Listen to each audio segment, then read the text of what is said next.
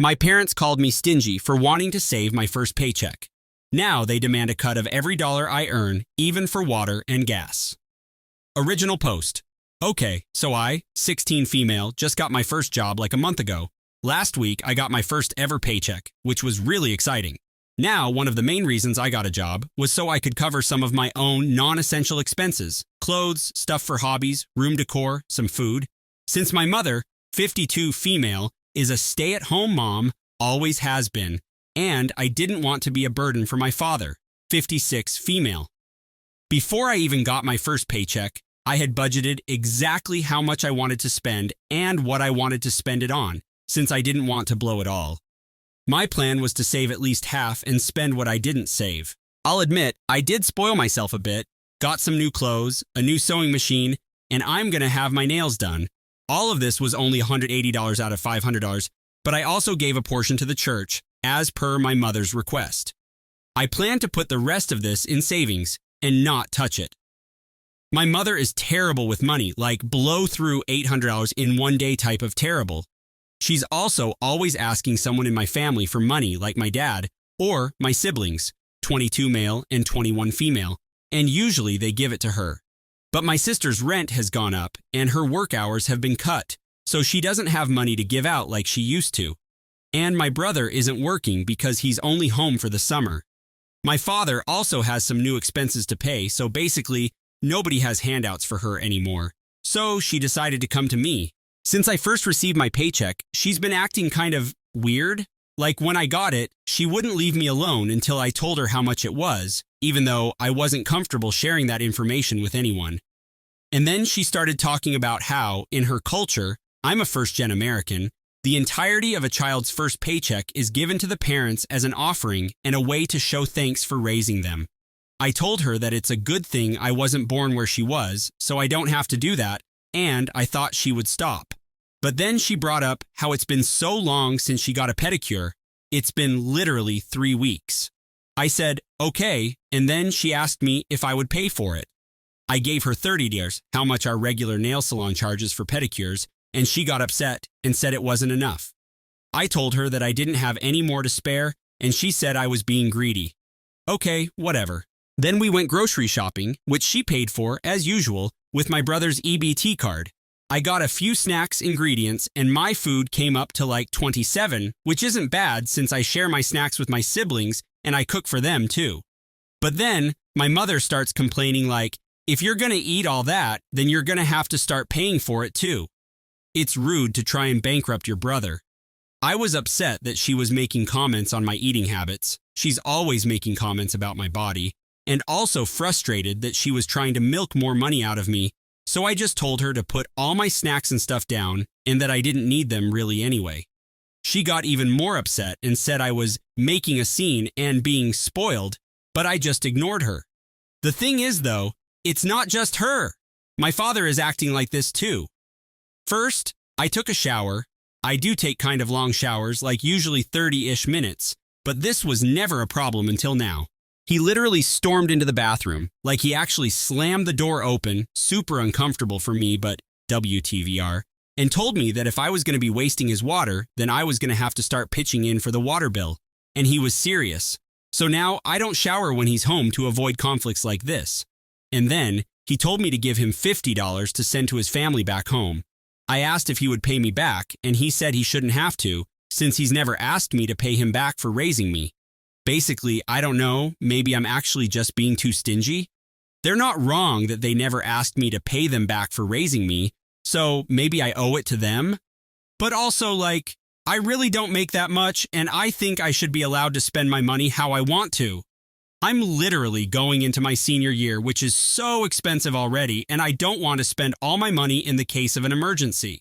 I just really want to save, and they're not letting me do that. But IDK if they're entitled, or maybe I am. Sorry if this is too long. Ita. OMG. I don't know how I forgot this, since this was actually really upsetting and the whole reason I made this post, but like, a few days ago, I fell asleep on the couch, with my phone unlocked, I guess, and like right after I dozed off, I feel someone grab my phone, which was next to my head, and so I wake up and I look at her all confused and ask her to give it back, and she did. But she forgot, or doesn't know how, to close recently used apps. So when I opened the phone, I saw that she had opened the Zelle app. I don't want to accuse her of anything, but I feel like if I'd woken up any later, she probably would have sent herself money or something. IDK, but that was really weird. Ita 2. This has nothing to do with my title story, but my mother just told me I was disappointed because I told her I would vacuum later since I have really bad cramps right now. Rude. Edit. I took a break from this post because I was overwhelmed by all the comments and advice, but thanks everyone for reading and, mostly, being patient and helpful. To respond to a couple things I keep seeing/clearing things up. Sorry that it's a tough pill for me to swallow that a bunch of strangers on the internet are calling my parents abusive. I'm not saying anyone's wrong or right, and I seriously appreciate that you're all trying to help, but I'm not refusing solutions or it's just a lot to handle by myself. I'm kind of against talking to a trusted adult about all this, but it's not willful ignorance or anything. I don't have any close family, so the only options would be a therapist or a school counselor. I can't see a therapist because my mother is anti-therapy and talking to a school counselor is risky because she's required to tell CPS, and a case like that would put my mother at a pretty high risk of deportation. It's pretty personal, and I don't want into it. But there's that. I know it sounds like I'm being forced, but I am seriously a practicing Christian, and I enjoy giving to the church. I never minded giving to the church. It was just that the amount I was expected to give, 10% of my pay, was a lot considering what I was earning. Relevant comments. Comment 1. If you have another adult in your life that you trust, get them to open an account with you because your parents will take the money you put into your savings account if their names are on it, and there will be nothing you can do to stop them. OP. My father's name is on my account. Does this mean he has access to my money? Comment 2. Also that he can enter the bathroom. Can't you lock? Do you have somebody to talk to? OP. I'm now allowed to lock any of the doors in the house. They think that means I'm hiding something. And IDK, who I would talk to. I don't think they're abusive. They're actually nice to me quite often. Money is just one thing they're not nice about. My dad came from a less fortunate background, and my mom is used to being spoiled. She's the youngest girl of like 13 siblings, and her family comes from money. Comment 3. Sounds like you're rejecting all sensible solutions. What is your end goal? OP. I don't know, but I'm literally just scared. Everyone's saying that my parents are being abusive, which is something I've never really thought before, and telling me to move my money and defend myself, which is all easier said than done. I seriously appreciate the solutions, and I wish it were that easy, but put yourself in my shoes for a second. I know my parents, and I know how they'll react and what that can mean for me, which is why I might be apprehensive about some of the solutions I've been given. Update 1. It's been a while. I kind of stopped replying to comments and stuff because they were getting kind of overwhelming, but thanks to everyone who took the time to respond. If you didn't read, don't feel like it. Basically, I got my first job and my first paycheck, $500. And my parents felt like all of my money was rightfully theirs. Long story short, I ended up with $180 left of $500, and only $100 of those dollars were towards myself. Now for the actual update. So since my last paycheck, nothing has gotten better at all, LOL. I ended up giving up a total of like $200 to my parents for whatever they wanted, but they still wanted more. First, I had to pay for my own senior pictures, which was cool, or WTVRE, but kind of surprising because none of my siblings ever had to do that. Then they started asking me for gas money. Like, I had to go to the library, which is probably a 2-minute drive from my house. I would have walked, but I'm literally not allowed to, LOL. And my mother was yelling at me and saying that if I was going to use her car, then I was going to have to put gas in it, which would be reasonable, except they don't make anyone else do that. Like my 22-year-old brother actually drives their car, and my mother gives him money out of my father's paycheck to put gas in it. But he's her favorite, so I guess it makes sense. Also, my father kept calling me stingy, like, every day. Like I would just be sitting, eating dinner, and he would come to me and be like, my daughter, good at so many things, but so stingy. And it started getting to me, so I would try and explain that I didn't have any more money until I got paid again. Then I got paid yesterday. It was like $500 again, and I was trying to hide it. Like I transferred the money from my bank account to my Cash app so that my father wouldn't see that I had any money, and if they asked, then I could play dumb. But today when I got home, my parents started interrogating me, like they were asking me how if I got paid or if I knew how much I was going to get paid. And I was lying and saying no. But then, my father literally pulled out a paper copy of my pay stub LOL.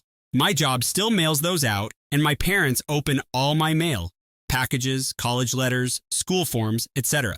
So unless I'm constantly intercepting the mail, they might always know how much I'm getting paid. Then, my mother was mad at me because last paycheck I paid for her pedicure, and now she wants a manicure and her hair done. I tried to tell her I didn't have money, but she refused to believe that, and said that if I couldn't give her money, then I couldn't eat the food she worked so hard to make. She cooked today. So I just gave her $80 for her nails because I'm over-arguing. This is kind of a sidetrack, but it's important. But my parents are arguing right now. My father is spending significantly more money out of all of his paychecks because of something that my Saham committed them to financially. But the thing is that she still expects to be able to keep up with all of her self-maintenance, clothes, nails, hair, etc. Long story short, she said that she didn't need his money anyway, and so when I sent her the money for her nails, she was bragging to him about how I gave her money and not him. So then my father was upset because he thinks I only sent her money because we're both women. He said it is kind of harsher than that. He has misogynistic tendencies because of the culture he was raised in. So I ended up just giving him $80 to even it out, and I gave them both $30 extra for gas money, so they would stay off my ass. It should be over, right? No, it's not, because I got in trouble for lying about getting paid. They think I'm lying because I plan on blowing it all on myself, which isn't true. I was going to save this check to make up for what I spent on the last one. But now they think I'm selfish, stingy, and financially irresponsible.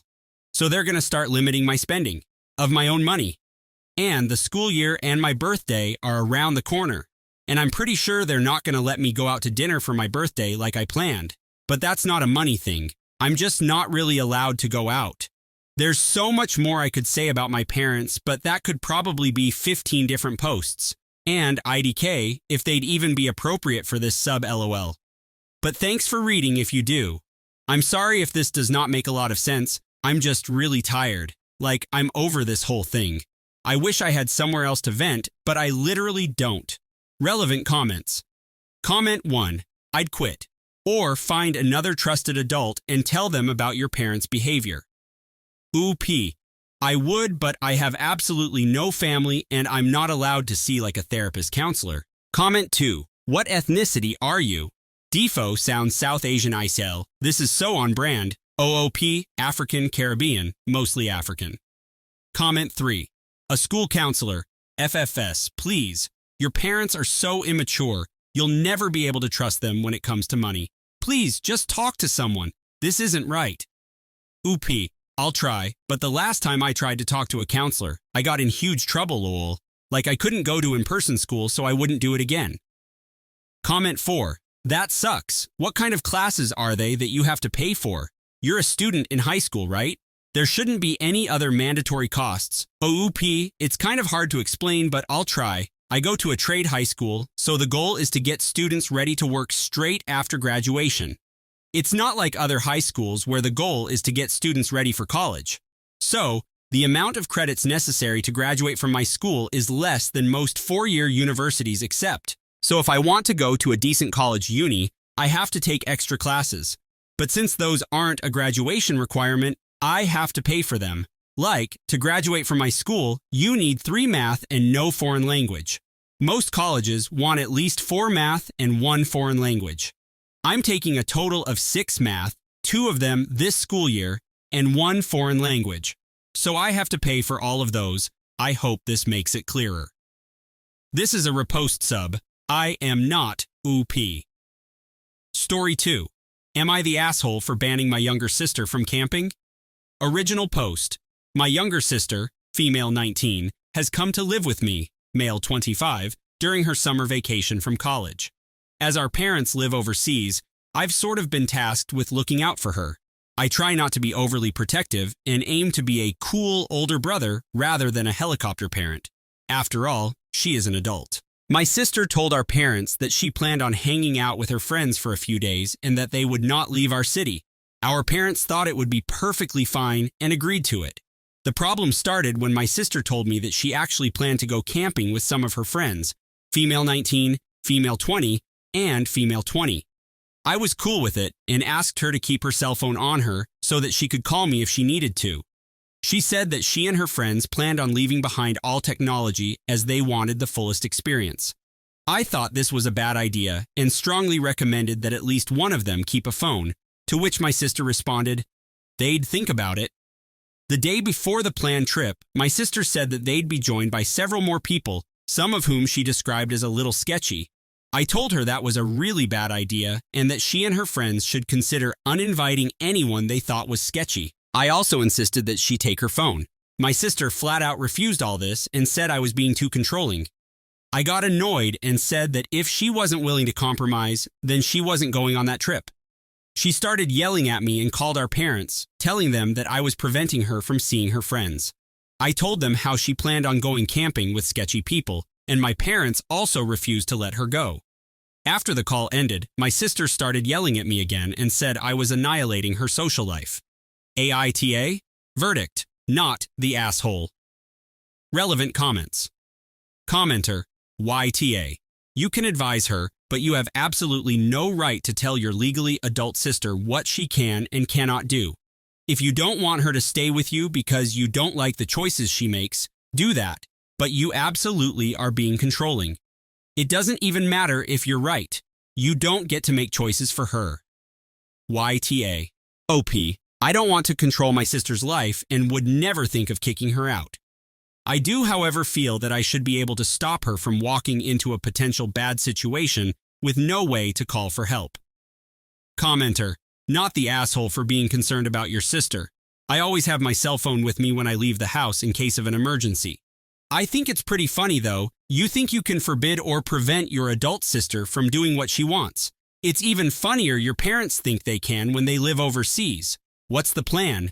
To lock her in a room with armed guards who will tackle her if she tries to leave? Oopie. I've never had to in the past because nothing she did seemed so blatantly dangerous. Update 1. My sister and her friends were supposed to head out last night. However, sis never went. This morning, my sis told me that 2 of her friends who planned on going canceled as well. This was because some guy in his 40s who they had never met before somehow inserted himself into a group of people going. Apparently, he was invited by someone. This man wanted to be the leader of the group and planned on going somewhere more remote than was initially agreed upon. He then told my sis's friends that he would hold on to everyone's cell phone so that they could all get the most out of the trip and technology wouldn't interfere. My sis agrees that was a little creepy, but still says I'm an ass for snitching to mom and dad, even though she was the one who called in the first place. Edit.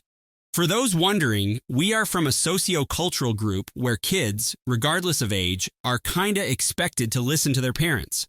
To their credit, our parents have never really enforced this and have allowed us to live without too many restrictions. So long as we don't harm other people or ourselves, they wouldn't interfere too much. My sister is still dependent financially on our parents, and myself to an extent. However, I never once used this to leverage my argument. Regardless of whatever bad decisions she may make or fight she may have with our parents, my door is always open to her. As of now, I'm sort of hiding in my room as my sister is still furious with me. I'll try talking to her once she cools down. Final update. I spoke with my sis and she apologized. She fully agreed that the whole thing became too sketchy. She told me that had she gone, she too would have canceled like her 2 friends when she heard what Creepo had to say. I asked my sis about the friend that agreed to go, and she too canceled after Creepo insisted that she and her BF give him their phones. Creepo then kicked them out of his car, and they ended up Ubering back to town. She told me that she's afraid as Creepo has been calling some of her friends, and she's scared he'll call her. I told her to give me her phone if he calls, and that I'll speak with him. I do work in a police department, not a cop though, so I'm sure he'll piss the hell off once I speak with him. Relevant comments. Commenter: holy hell, that update took a turn. I'm glad you were looking out for her. Commenter: reading the update about the random 40-year-old man wanting to go to an even more remote location and hold everyone's phones is the biggest red flag ever. This story took a turn from sketchy to hellfuck no real fast. I'm glad some of her friends had the sense to nope out. Sounds like a potentially dangerous situation. Brother's instincts were right this time. It's fair to have a conversation about safety and situational awareness. He's not annihilating her social life. He might have just saved her life or prevented something really bad from happening to her. Holy cow! I'm an adult, and I share my location with my mom when I'm out adventuring just so someone knows roughly where I am if something happens. I still text her when I get home from a party or date. Nice to know someone's looking out for me, even though she lives in a different state. Commenter, not the asshole. I would maybe report the creepy dude before he convinces anyone else to disconnect. Oopie, I intend to. This is a repost sub. I am not the OP. My sister. Hijacked my graduation party mic, humiliated me with lies, then months later was dragged from court in handcuffs, screaming my name. My sister Claudia has been mean to me for as long as I can remember. When we were kids, she cut the head off my favorite stuffed bunny while staring me straight in the eye and remarked, "Well, now it's realistic. Bunnies die." If I ever got new clothes, she would borrow them without asking, return them dirty or stretched out, and laugh at my tears. My mother gave me a necklace for my 10th birthday that I had been wanting for months. The very next day, Claudia flushed it down the toilet during an argument and then gaslit me with, "You probably lost it. You're always careless. School was even worse." She would create stories about me, tell embarrassing lies to my crushes, and insult me in front of her friends. If I received decent grades, she'd accuse me of attempting to make her look stupid. If I struggled with something, Mom would tell everyone that I was slow. My parents consistently dismissed it as sibling rivalry. The standard, "You two need to get along. One day, you'll only have each other's speech." But I quickly discovered that my sister did not want to get along. She wanted me to feel embarrassed and humiliated. By the time high school came along, I had mastered the art of staying out of her way, but she kept digging at me. When I joined the debate team and began winning competitions, she insulted me as a desperate nerd attempting to appear important. When I was accepted to my ideal institution, she sneered, "Don't get too excited. You'll probably fail and come back." I was really looking forward to my high school graduation celebration. It wasn't only about the party. It was about finally appreciating something I'd worked for without Claudia in the spotlight. My parents agreed to let me host it in our backyard. I invited friends, instructors, and extended relatives. I spent weeks planning it, with fairy lights, a taco bar, and a music that I spent hours creating. Of course, Claudia was upset about it. She began with passive-aggressive statements. Why did she have a lavish party? I didn't receive one. She did, although she did not enjoy parties back then. It's only high school. Nobody cares. I'm going to be extremely bored that day. I told her straight up, "If you can't be nice, just stay out of the way." She smirked and added, "Don't worry. I'll make it memorable." That should have been my warning. Everything began out well on the celebration day. Then Claudia made her move. First, she turned up the music to ear-splitting levels and began playing songs she knew I detested. When I ordered her to stop, she said loudly to my guests, "Oh, sorry, I didn't realize the party dictator was here." Then when everyone was eating, she inadvertently spilled Coke all over the dessert table, ruining the cake, cupcakes, and fruit display I had worked so hard on. She fake apologized in the most sarcastic tone possible. "Oops, my bad. Guess we'll have to diet today." But the worst thing happened afterward. Claudia took the microphone for the speech I had not asked her to give while I was conversing with my old English teacher. She began recounting humiliating things about me, some exaggerated, others just made up. Examples include, one time she peed her pants in middle school. She once cried for an hour because I ate her cookie. Don't worry, she's going to be a great college student if she can survive without Mom packing her lunch. Everyone laughed awkwardly, but I could feel my cheeks burning. I tried to take the microphone, but she yanked it away. That was when I snapped. I told her to go. She rolled her eyes and said, "Relax, it's just a joke. God, you're so sensitive." She walked away, but the harm had been done. The mood of the celebration was ruined. People kept attempting to console me, but all I could think was, she did it again. She couldn't let me have this one day. After that, I stopped speaking with her totally. I didn't respond to her texts, calls, or snarky apology, which simply said, "Sorry if you took it the wrong way." For the following 6 months, she tried to behave as if nothing happened. At family dinners, she'd sit next to me and ask about school as if we were closest friends. If I ignored her, she'd say, "Wow, still holding a grudge? You need to get over it." Then, over Thanksgiving, she made one last dig. "You're acting like I ruined your wedding or something. It was just a high school party." I gave her a straight face and responded, "It was my celebration. You ruined it on purpose. You've been tearing me down my whole life, and I'm done giving you access to me, and I intended it." I stopped inviting her to my events. I exited family group chats and informed my parents, if she's there, I'm not. Naturally, the guilt tripping began right away. My mother called last week and said Claudia was ready to talk. She put her on speaker mode without telling me, and Claudia's first words were, "So, are you done being dramatic?" I hung up right away and tossed my phone across the room, where it bounced off my dorm wall. My hands shook as I took it back up and blocked Claudia's number for the 15th time this week. 20 minutes later, my roommate knocked on my door, holding her laptop and wearing a strange expression. She showed me her Instagram messages, and there were 3 new profiles, all made within the last hour, sending her walls of text about how I was mentally ill and needed assistance. The usernames were made up of random integers, but the writing style was entirely Claudia. My roommate watched as I took screenshots of everything and saved them in the evidence folder I'd created on my laptop. The next morning in the cafeteria, she sat across from me and moved her plate away. She inquired if any of Claudia's claims were real, and I could tell she wasn't sure what to trust. I took out my phone and showed her the video Elisa had taken at my graduation party, which included Claudia's entire speech and my attempt to grab the microphone. Her expression changed from bewildered to scared as she watched. She stated my sister was very messed up and asked whether I had told anyone about it. That afternoon, I walked to the college counseling center and stood outside for 10 minutes before finally entering. The receptionist handed me an intake form, and I sat there staring at the section on family connections. There was a checkbox for familial trauma, and I hovered my pen over it for a minute before marking it. 3 days later, I was sitting in Dr. Moreau's office telling her about the plush bunny and how Claudia had looked me in the eyes while ripping off its head. I told her about the jewelry in the toilet, the graduation party, and everything else. She listened without interrupting, then said something that made my entire body feel lighter.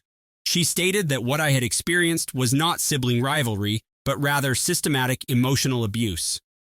That night, Albert discovered me crying in the common room after my father left me a voicemail about how I was pulling the family apart. He sat down next to me, and I eventually told him everything from the beginning. He held me as I described 20 years of being ripped down and humiliated. He said, "No wonder you flinch when people raise their voices." Later that week, I was alone in my room going through old family photos on my laptop. Claudia was either smirking at the camera or doing something to injure me that appeared to be playful but was actually not. She was tugging my hair, grabbing my arm, or treading on my foot as everyone else smiled for the picture. How come no one noticed what was going on right in front of them? A week later, I was studying when someone began hammering on my door. I opened it to find my mother standing there, with Claudia directly behind her. My mother said we'd speak it out like grown-ups and began pushing past me toward my room. I blocked the doorway and told them to go, but Claudia screamed that I was overly emotional and selfish. My RA heard the commotion and dashed down the hallway. She inquired whether everything was fine, and I informed her that these folks needed to leave. Claudia began yelling, claiming she was my sister and had every right to be there. Campus security arrived within minutes and led them both out, while Claudia yelled the entire time about how I was ruining everything. The next day, I met with University Legal Services, who assisted me in filing paperwork for a no trespass order. The council emphasized that if Claudia's behavior worsened further, I could be eligible for a restraining order. That evening, Elisa called from home, seeming fatigued. She said Claudia had been telling everyone I'd suffered a mental breakdown in college and was fabricating tales for publicity. Several people we knew from high school had contacted Elisa, asking what was going on. Elisa had been defending me, but she admitted it was getting more difficult because Claudia was so convincing. 2 weeks later, I returned to Dr. Moreau's office, and she handed me a stack of articles about narcissistic abuse. Everything made sense when I read about gaslighting, public humiliation, and how abusers always act the victim when confronted. I wasn't crazy, nor was I being overly sensitive. I was angry, and for the first time, It felt like the appropriate answer. 2 days later, I was sitting in economics class when my phone rang with a call from my father. I left it on voicemail and listened to it after class, his voice exhausted, as he told that Claudia had been crying for weeks and that her therapist had advised family reunification was critical to healing. I understood the manipulation right away, yet it still made my chest tight. Albert approached me at the library that afternoon and proposed we resolve my social media issues once and for all. We spent 4 hours in his dorm room building new accounts with fictitious names and maximum privacy settings, barring everyone who might be connected to Claudia. Her pals, anyone from high school who could leak information. I wonder what Claudia's thinking when she performs these things. Ripping the bunny's head off while staring at her sister appears overly deliberate for a child. Each block seemed like another brick in the wall between me and my former existence. Midterms and papers kept me busy for weeks, and before I knew it, it was almost Thanksgiving. My parents had been calling regularly, promising Claudia that she would be at her boyfriend's family dinner in Chicago and that I would safely return home.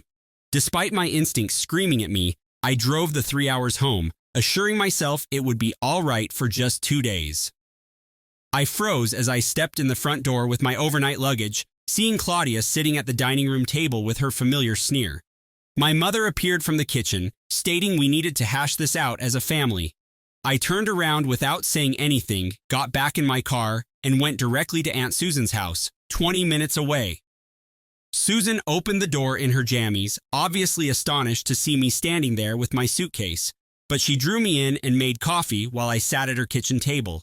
Over store-bought pumpkin pie, I told her everything, beginning with the graduation celebration and progressing back through years of agony. Her expression darkened with each anecdote until she eventually set down her fork and stated that she had always wondered why I was so silent at family gatherings. The travel back to college was lengthier due to holiday traffic. And when I got to my dorm room at midnight, I saw that my door was slightly open, despite the fact that I had secured it. Nothing was stolen, yet everything was incorrect. My diary was on a different shelf, my laptop was open when I had left it closed, and my dresser drawers were not fully closed. My skin crawled as I examined each nook, looking for minor clues that someone had touched everything. Campus security took a report, but without proof of forced entry or larceny, they could only offer increased patrols. 3 days later, I returned to Dr. Thier Moreau's office to describe the incident, and she assisted me in recognizing the pattern of escalation in Claudia's behavior, explaining that losing control over me was making her frantic. We spent the hour developing a comprehensive safety plan that included emergency contact information, documentation tactics, and particular routines for various eventualities. I was heading back from that appointment when my phone alerted me to an email from an unfamiliar address. The mail included old Instagram photographs that I removed months ago, modified to appear compromising, with my face superimposed onto other bodies in provocative postures. Although the content was brief, Claudia's writing style was instantly apparent in her threat to send them to my teachers. I went straight to campus police, who took the blackmail threat seriously and called up a detective who specialized in cybercrime. She stated that blackmail was a felony and that they could track IP addresses, officially launching an inquiry that afternoon with case numbers and evidence logs. A week later, I was studying in the library when my mother called, distraught and yelling that Claudia had told her I was attempting to have her arrested for nothing. She requested that I drop the charges immediately, claiming that I was wrecking my sister's future due to minor sibling squabbles, but I hung off while she was still speaking. Albert had been watching everything unfold and discussed my issue with his folks during their weekly video conversation.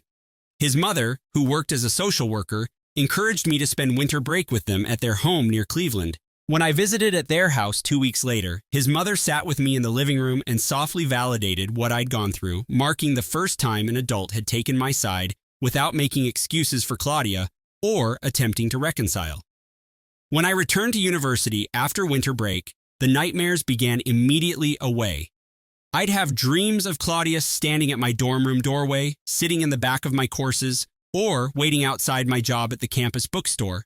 The dreams were so genuine that I'd wake up at 3 a.m. I had to check my door lock 3 or 4 times before I could even consider going back to sleep. My roommate began to question my well-being since I would get up several times each night to ensure the door was closed and the windows were fastened. The lack of sleep made things difficult, but I couldn't stop myself from double-checking everything. 2 weeks into the semester, Elisa texted me a slew of screenshots that made my stomach drop. Claudia had been emailing all of our high school pals on Facebook with a completely made-up story about how I had stolen money from our parents and developed drug problems in college. She claimed that I had been begging family members for money to maintain my habits, which was why I had cut her off. Most people who knew me didn't believe it, Elisa remarked. However, I noticed from the screenshots that some individuals were starting to ask questions and wonder if there was any truth to it. I was sitting in the library trying to focus on my chemistry homework when my phone called with an unfamiliar number. It was the detective who had been managing my case, and he had some news that made me drop my head on the desk. They traced the blackmail emails I'd been receiving to a coffee shop 3 blocks from Claudia's apartment. The security camera showed her sitting there with her laptop at the exact times the emails were sent, and the investigator stated that they now had sufficient evidence to proceed with charges. The next day, I met with the prosecutor at the courthouse downtown, and she explained what would happen next. She stated that Claudia would be arrested, followed by an arraignment in which she would enter a plea, and they would most likely offer her a deal because this was her first violation. Then she looked at me and uttered what I had been dreading. 3 days later, I was in my economics class when my phone started vibrating nonstop. I came out into the hallway and noticed 5 missed calls from my mother. When I called back, she was shouting so loudly that I had to hold the phone away from my ear.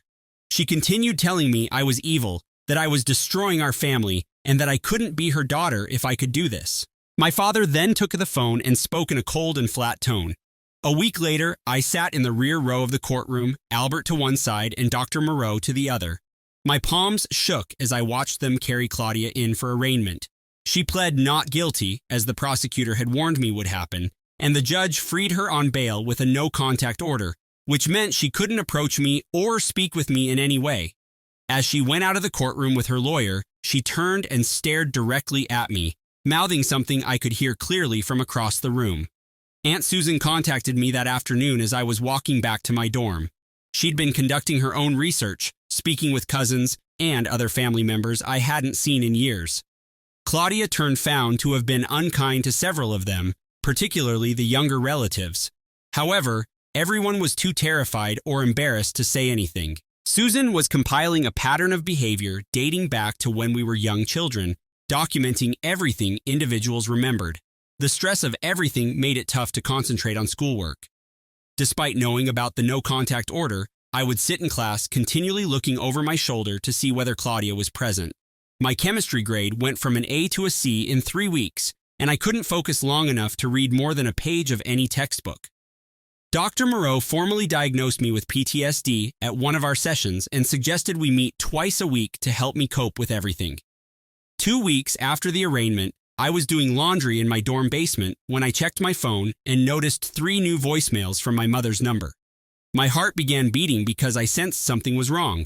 Mom never left voicemail messages. When I played the first one, I didn't hear Mom's voice. The prosecutor added witness intimidation charges the next morning when I handed her the voicemails. She played them for the court at an emergency hearing that afternoon, and he promptly revoked Claudia's bail. I stood on the courthouse steps, watching through the glass doors as 2 officers carried my sister away in handcuffs, her hands tied behind her back. I waited for remorse, sadness, or something to hit me, but all I felt was relief, like if I could finally breathe again after weeks. The next morning, a courier knocked on my dorm room door and delivered a hefty envelope from Brennan, Hayes & Associates, Columbus's most expensive law firm. My hands shook as I opened it and read the formal letter advising me to reconsider my position and warning me against irreversibly breaking family relationships, as well as implying that I could face legal action for defamation. Albert found me sitting on my bed 20 minutes later, still holding the letter, and promptly phoned the prosecutor's office while I sat there, motionless. The prosecution urged us not to worry because this was standard intimidation techniques, but I couldn't stop thinking about how my parents were spending thousands of dollars to protect the person who had been hurting me my whole life. A week later, Dr. Moreau set aside her entire afternoon to assist me in writing my victim impact statement, and each sentence felt like tearing glass out of my flesh. I wrote about the stuffed bunny, the Flushing necklace, the botched graduation party, and all the minor cuts in between that built up to 20 years of misery. She helped me find the words when I couldn't, sitting quietly as I cried through chapters describing how Claudia not only stole my childhood, but also attempted to destroy my future. That same week, Albert's mother called and officially welcomed me to stay with them for the summer, claiming their guest room was already set up and ready for me.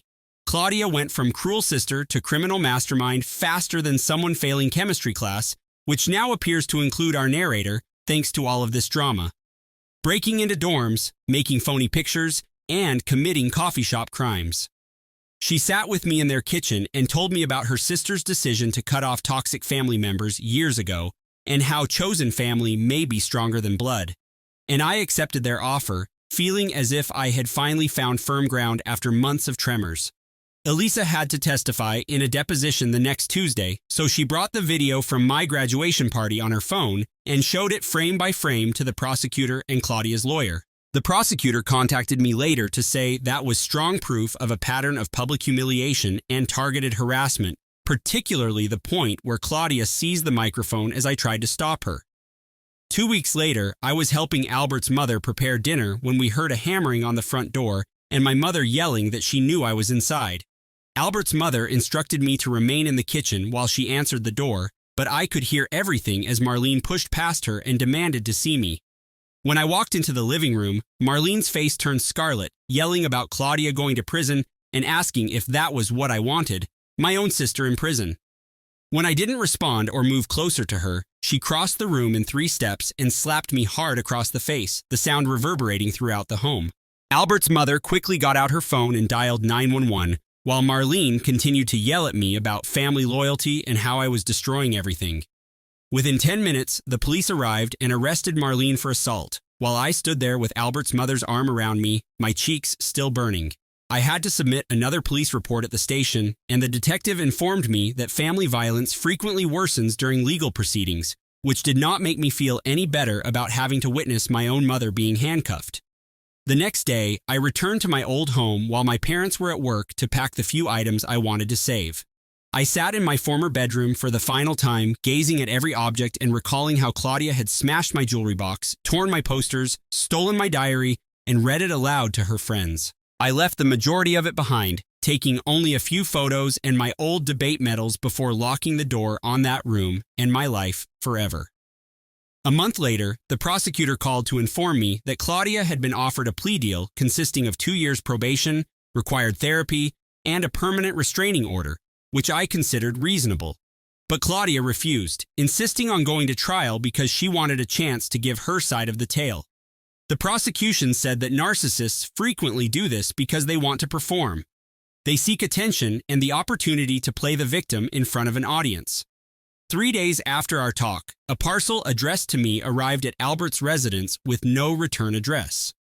Inside was my old plush bunny from when I was 5. Claudia had pulled the head off, and it was now badly put back together with black thread. The note simply stated, "Fixed it for you," and was signed Mom. However, it felt more like a threat than an apology or peace offering. Meanwhile, Aunt Susan had been discreetly documenting whatever she could find, rummaging through old boxes in my parents' attic and compiling a timeline spanning 20 years. She discovered elementary school report cards with teacher remarks regarding my withdrawn and anxious behavior with my sister. I found my old journals, which I assumed were lost. I found images of me flinching away from Claudia as a toddler. The pattern had always existed, scrawled in a dozen different handwritings by instructors, counselors, and coaches who had all sensed something was amiss but had never quite joined the dots. 2 months later, I decided to start something on campus that I never thought I'd have the courage to do.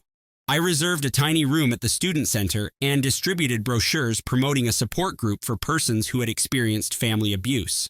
The first meeting, I sat with my notebook and 3 seats arranged in a circle, watching the door and wondering if anyone would show up. A female named Ashley strolled in first, followed by a guy named Ben and another girl simply known as Kay. We sat for an hour, mostly looking at each other. However, at the end, Ashley was crying about her stepfather, and Ben was talking about his elder brother, who used to lock him in closets. By the 4th meeting, we had 12 participants and needed to move to a larger room. The prosecutor called me the following week to inform me that the trial date had been set for 6 months. I attempted to concentrate on my lectures, but when the notice that I'd have to testify arrived 2 days later, I threw up straight in my dorm room. Albert held my hair back as I heaved into the garbage can, and Dr. Moreau spent the entire following session reminding me that I was stronger than I realized and that I had already survived the worst part. Bisses. Chelsea from back home spotted me in the cereal section at a supermarket shop near college. She drew me into a strong hug before I could move away, telling me how much my mother missed me and how she looked dreadful without me. The guilt hit me like a blow in the stomach, and I abandoned my entire cart right in the aisle. I drove back to my flat, crying so hard that I couldn't see the road. 2 weeks later, things worsened. Claudia's lawyer filed a motion claiming that because I was mentally unwell, my testimony should be invalidated. They wanted all of my therapy records, every single session with Dr. Moreau, and anything private I'd ever said. Dr. Moreau sat me down and described what was going to happen, how they would try to use my PTSD diagnosis against me, and how they would twist things to make me appear insane. The judge limited what they could view, but Claudia's lawyer was still allowed to confront Dr. Moreau about my diagnosis in court. My former English instructor reached out on Facebook after learning about the case from another teacher. She recalls seeing me crying in the restroom after Claudia humiliated me in front of the entire cafeteria junior year. I remembered how I had begged her not to tell anyone since it would just make things worse. She offered to testify about what she had witnessed over the years. I began writing everything down in a private blog just to get it all out of my head. The words came out like poison being drawn from a wound. Page after page of memories I had attempted to forget. Albert read portions of it with my consent and then held me for an hour while I sobbed into his chest. A month later, my father sent me a letter through my lawyer. He was filing for divorce from my mother after she was arrested for assisting Claudia. He wrote that he had failed to protect me, but he still did not want Claudia to go to jail, that she was still his daughter, and that maybe we could all go to treatment together one day. I read it 3 times before throwing it away without responding. At our next meeting, the prosecutor showed me something that made my skin crawl. Security footage from a coffee shop near my hostel, the library, and the parking garage all show Claudia following me for weeks before the blackmail began. She'd been studying my calendar, calculating out when I'd be alone, and organizing everything like it was a sick game. The prosecution stated that the premeditation would make the allegations significantly more serious. I was sitting in my psychology course the next week when someone behind me laughed in a high, nasty tone that sounded exactly like Claudia. My chest tightened and I couldn't breathe or think, so I gathered my belongings and fled out of the room. I spent an hour in the bathroom attempting to calm my breathing, spraying cold water on my face and practicing the counting techniques Dr. Moreau taught me. 2 weeks later, I was sitting in Dr. Moreau's office, staring at this light bar she was holding while she discussed how EMDR could help with trauma memories. She shifted the light back and forth as I imagined Claudia pulling my bunny's head off, and my gaze followed suit, and I started sobbing harder than I had in years. But the memory felt different afterward, like if I was viewing it through thick glass rather than experiencing it again. Aunt Susan called Albert the next day, crying because she'd been discussing the trial with her daughter Sophia, and Sophia broke down and told her that Claudia had cut up her wedding dress with scissors the night before her wedding 6 years ago, convincing everyone Sophia did it herself during a panic attack about getting married. Sophia had been in treatment ever since, believing she had experienced a breakdown, but now she knew Claudia had done it, and she wanted to testify, and Aunt Susan kept saying how sorry she was for not believing me. My scores began to improve after I discovered out how to compartmentalize legal information in my mind during class. And my economics professor approached me after I aced the exam and offered me a research assistant position for the following semester, which felt like the first typical positive thing to happen in months. A month later, the pre-trial hearing began. Even though I didn't have to go, I read all of the transcripts online, and Claudia's lawyer was attempting to get the whole thing thrown out, claiming it was a family issue rather than a criminal matter. However, the judge stated that the evidence of premeditation and the gravity of the conduct plainly placed it in criminal territory. I was headed to my statistics class on Tuesday morning when campus security hurried past me into the humanities building. I followed and noticed Marlene standing there with a huge poster board banner that stated, "Forgive your family," while students took pictures with their phones. Security seized her arms and she began screaming that I was hurting our family and that God would punish me for turning my back on blood. They carried her to their car as she continued to yell, and I subsequently found out she was detained again for breaking the restraining order. That delivery with the old rabbit appears to have arrived at the perfect time, just after Claudia rejected the plea agreement. Makes me question if Marlene is indeed behind it, or if someone else intended to convey a warning about what's to come. 2 weeks later, the prosecutor summoned me to prep sessions, where she forced me to practice answering questions while pretending to be Claudia's lawyer in an attempt to make me appear insane or malicious. And she kept interrupting me when I became too upset, urging me to take a deep breath and respond with facts. At one of these meetings at the courthouse, I came across a woman named Ashley crying in the washroom. And when I inquired whether she was okay, she claimed her sister had tormented her for 20 years and she was finally filing charges. And we exchanged contacts and began chatting every day because she understood what it was like when everyone told you to just forgive your family. Albert found a USB disk in a box of my old belongings from home, and when we plugged it in, it brought up all of my childhood home videos. And in every single one, Claudia was doing something mean while smiling at the camera, such as pinching me hard enough to make me cry, stepping on my toys, or pulling my hair while my parents were filming birthday parties or Christmas morning, completely focused on the camera and oblivious to what was going on right in front of them.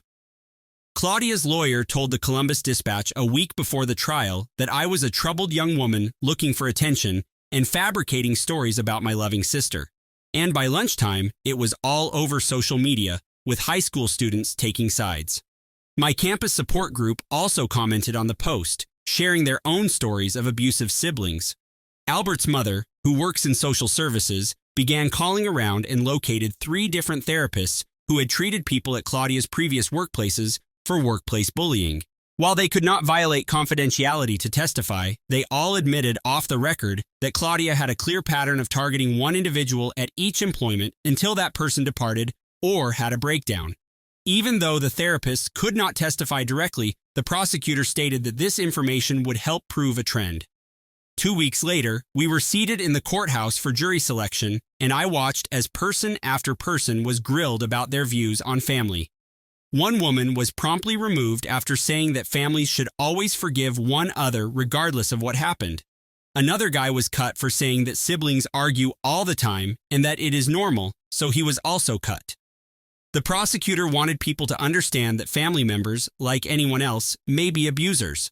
Dr. Moreau scheduled an extra session for me 3 days before the experiment began, and something simply snapped while we were talking. I realized I'd spent my entire life keeping my folks from realizing how horrible things were with Claudia. I never told them the worst stuff since I didn't want to raise difficulties or force them to choose sides. I was so busy trying to be the good daughter who didn't make a scene that I let Claudia slowly ruin me. The night before the trial, I was in my hotel room with Albert, reviewing my notes, when my phone called from an unknown number. I answered, and my father's voice was slurred and inebriated, stating he wished I hadn't been born since none of this would have happened to their family. Albert grabbed the phone and hung up, leaving me shivering. The next morning, Elisa arrived at my hotel after flying in from California, where she had moved for employment. We remained up late that night reading through our old yearbooks, and she pointed out photo after image of me attempting to avoid Claudia at school gatherings. She remembered how professors would assume we were just sisters when I would arrive to class with red eyes from sobbing. The first day of trial began with opening statements, and I felt awful watching Claudia sit there in this conservative gown she had never worn before. The prosecutor presented dates and examples to demonstrate 20 years of escalating abuse, but Claudia's counsel continued to refer to it as sibling rivalry that was exaggerated. Claudia genuinely dabbed her tears with a tissue, as if she were the victim here. The next day, they showed the graduation party film, and some jurors shifted uneasily in their seats as Claudia grabbed the microphone.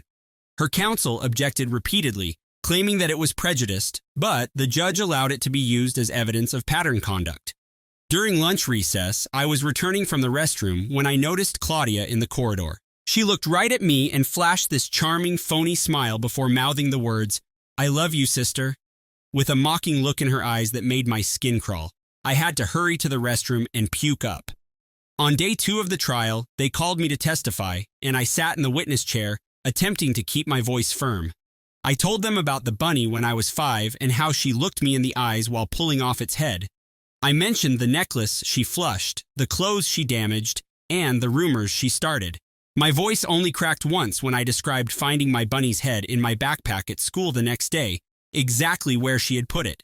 Several jurors appeared to be upset by the story. Then came cross-examination, and Claudia's lawyer pressed me hard. He claimed that I was jealous of my successful older sister, as well as vengeful and possibly mentally unstable. He kept attempting to twist my remarks, but I just kept responding, "That's not true," and sticking to the truth as Dr. Moreau had taught me. He asked why I waited so long to report anything, and I explained that my parents had always told me it was just sister stuff. After I finished testifying, they called my old English teacher, Mrs. Keller, who had driven up from our hometown. She produced an old teaching diary in which she had written notes about finding me crying in the hallway on several occasions, always after seeing Claudia. She had dates and details regarding her concerns written down from years ago. The prosecutor called my cousin Monica next, and she looked so little as she walked to the witness stand, her hands quivering as she grabbed a tissue. Monica began about Claudia's wedding 3 years ago, when she was a bridesmaid, and how Claudia had ruined her dress the night before by pouring red wine on it while laughing. She burst into tears as she explained how Claudia convinced everyone at the wedding that Monica had gotten drunk and damaged her own dress out of envy. The prosecutor displayed images of the destroyed garment and text exchanges in which Claudia boasted about it to her pals. Monica's voice cracked as she revealed Claudia liked harming people, and some of the jury members took notes, while others looked horrified. After Monica stood down, the cybercrime detective entered the stand with a large folder of evidence and began outlining the internet harassment campaign in detail. He showed me IP addresses tracked back to Claudia's devices as well as timestamps, demonstrating she had been sending me abusive texts at all hours for months. My images were manipulated horribly on the bogus social media accounts she made, and she put them on sites I can't even explain. The detective demonstrated how complex and organized everything was, including spreadsheets that tracked when to deliver messages for maximum psychological impact. During the lunch break, I was sitting alone in the hallway when my father stepped up, appearing as if he had aged 10 years since I last saw him. His suit was creased, and his eyes were red as he stood there staring at me before apologizing and admitting that he realizes what she is now. I didn't forgive him, but I nodded, because what else could I do, given what had happened between us? When court began that afternoon, Claudia finally took the stand in her own defense, dressed in an innocent white frock as if she were a victim. She burst into tears and claimed I'd always been jealous of her and was making stuff up to get attention because I couldn't tolerate being the less successful sibling. Her lawyer asked her simple questions, and she responded with a beautiful voice I'd never heard her use before, blotting away phony tears. The jurors seemed to believe it, until the prosecutor began cross-examining her and asking about the video from my graduation party. She tried to deny it at first, but when he showed the video of her uttering that horrific statement, her entire expression transformed. The prosecutor kept pushing and presenting evidence, and Claudia eventually snapped and screamed that I deserved it because I was constantly trying to make her appear bad. The entire courtroom fell silent, and I noticed jurors slump back in their seats as they finally saw the genuine Claudia beneath the act. The following day, character witnesses testified, and my teachers described how I had been a decent student who suddenly began missing courses when the harassment began. My manager at my university job remembered finding me crying in the storage area several times, and Albert mentioned the night terrors I was experiencing. Elisa gave me texts in which I begged her to help me find out what I had done wrong to make Claudia so angry. That night, back in my apartment, I couldn't sleep and kept replaying Claudia's testimony in my thoughts. Even though I knew the truth, the ease and convincingness with which she lied made me doubt myself at first, because that is what years of gaslighting do to you. I stared at the ceiling till morning, reflecting on how she had almost convinced me that I was the problem again, just like when we were kids. The 5th day of trial was dedicated to closing arguments, during which the prosecutor detailed the progression from childhood bullying to criminal harassment and stalking. He displayed a timeline of how things worsened after I severed touch, emphasizing Claudia's lack of remorse despite overwhelming proof. The defense lawyer contended that family dysfunction and sibling rivalry had gotten out of control rather than criminal action that required jail time. While the jury deliberated, I sat in the corridor with Albert holding my hand, Elisa on the other side, and Aunt Susan across from us. 20 years of facts suddenly making sense must be like discovering that your childhood house was constructed on a poisonous waste dump. Explains a lot, but doesn't make it any less dreadful. Susan glanced at me and said, "Whatever happens, you've already won by breaking free." I wasn't sure I believed her yet. We'd been waiting for 2 hours when we heard shouts from outside, and security officers rushed past us to the courthouse entrance. Marlene had returned, violating her restraining order once more, and was yelling at reporters that I had destroyed our family while attempting to push through security to get inside. The guards held her arms as she attempted to spring at me through the doorway, shouting that I was a liar who had turned everyone against them. The officers arrived within minutes and detained her for violating the restraining order, while the bailiff instructed us to return inside. We spent the remainder of the day sitting in the corridor, waiting for news, but none came. The next morning, the prosecutor found us in the same position and informed us that the jury had requested to examine the graduation video and all of the cybercrime evidence again, indicating that they were taking it seriously. I couldn't eat anything, so Albert kept bringing me water that I couldn't drink as we watched other cases being handled and resolved around us. Dr. Moreau arrived around noon and sat with us for a bit, telling me that whatever occurred, I had already won by standing up to them, that Claudia no longer defined me. Something about hearing this made me understand she was correct, since for the first time in my life, I was not afraid of my sister. The third day began the same way, with us sitting in those rough plastic chairs when the bailiff appeared and announced that the jury had returned. My hands began to shake so badly that I could barely stand up. As we returned to the courtroom and saw the jury take their places, the foreman stepped up carrying a piece of paper, and I gripped Albert's hand so tightly that I thought I'd break it. Guilty of all counts, including harassment, blackmail, and witness intimidation. Claudia's expression changed from smug to astonished to absolute wrath in roughly 3 seconds. The judge began discussing scheduling, but Claudia sprang up and lunged across the defense table at me, yelling that I had ruined her life. 2 court officials apprehended her, but she continued to fight and kick, making threats about what she would do to me if she got free. The judge pounded his gavel and added contempt of court to her charges as she was carried out, still screaming. He set sentence for 6 weeks later, and the prosecutor indicated that with multiple felonies and her current behavior, she faced 2 to 5 years in prison. Outside the courts, reporters waited, and I gave them a brief statement about how I hoped this would help other abuse survivors seek justice, even if the offender was family. Then we proceeded to Albert's house, where I just broke down and screamed for what seemed like hours while his mother made tea and his father ordered pizza, and they just let me weep. My support group hosted a modest celebration for me the following week, and one woman stated I had given them all hope that they could stand up to their own abusers. A week later, I received a letter from Aiden with a check for my whole education fund, which Marlene had attempted to withdraw before the restraining order was issued. He wrote that he had moved out, filed for divorce, and began therapy, and that he was aware that he had failed me but was working to improve. 6 weeks later, we returned to court for Claudia's sentence, and she received 3 years in prison, 2 years probation, and required psychological treatment. She had to be forcefully hauled out of the courtroom, yelling that I would pay for this and that she would make me sorry when she left. The prosecutor filed for a permanent restraining order that same day, and the judge granted it right away. Claudia could never contact or come within 500 feet of me again once she was released from prison. If she broke it, she'd be sent back to jail.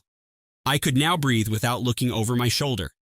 During our following appointment, Dr. Moreau helped me comprehend how I really felt. She suggested I was mourning the family I should have had rather than the one I ended up with. That made perfect sense because I was not sad about losing them. I was unhappy because I never had real parents or a real sibling in the first place. 2 weeks later, Marlene issued a letter through her lawyer stating that she had entirely disowned me.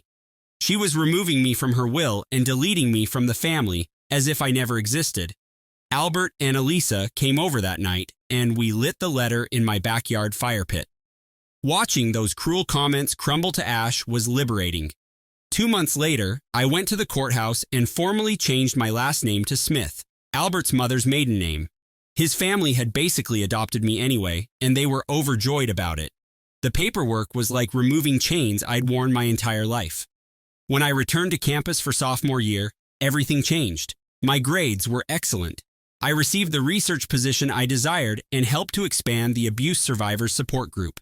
We increased our membership from 5 to over 30. Trauma no longer controlled me. Aunt hosted Thanksgiving that year for me, Albert, his parents, his sister, and the cousin who testified for me. We cooked and laughed together, and no one screamed, threw objects, or delivered hateful words. Albert's father raised a toast to the chosen family and new beginnings. I shed happy tears for the first time in years. A few weeks later, I contributed an anonymous story about sibling abuse to the university newspaper. Within days, my inbox was swamped with messages from other students who shared their own experiences. Some had never informed anyone before. I organized a weekly coffee meetup for anyone who wants to discuss. During one of my therapy appointments in December, Dr. Moreau pointed out that I hadn't addressed Claudia once in the previous 3 meetings. She was correct. I hadn't even considered her. The incessant fear and anxiety had finally subsided. Aunt contacted in January to let me know Aiden had reached out to her. He had moved into a modest apartment, begun therapy, and was attending support groups for parents who allowed abuse. He wanted her to tell me he was working on himself and would understand if I never saw him again. Maybe someday we can try to reconstruct something, but not now or soon. By the spring semester, Albert and I had moved into a tiny apartment near campus. We sat on our secondhand couch one night, figuring out our junior year schedules and summer internship opportunities. My phone stayed silent the entire time. No furious texts, guilt trips, threats, or dread. I'd created a life that Claudia couldn't touch, surrounded by people who genuinely loved me. For the first time since I was a child with my teddy bunny, I felt absolutely protected.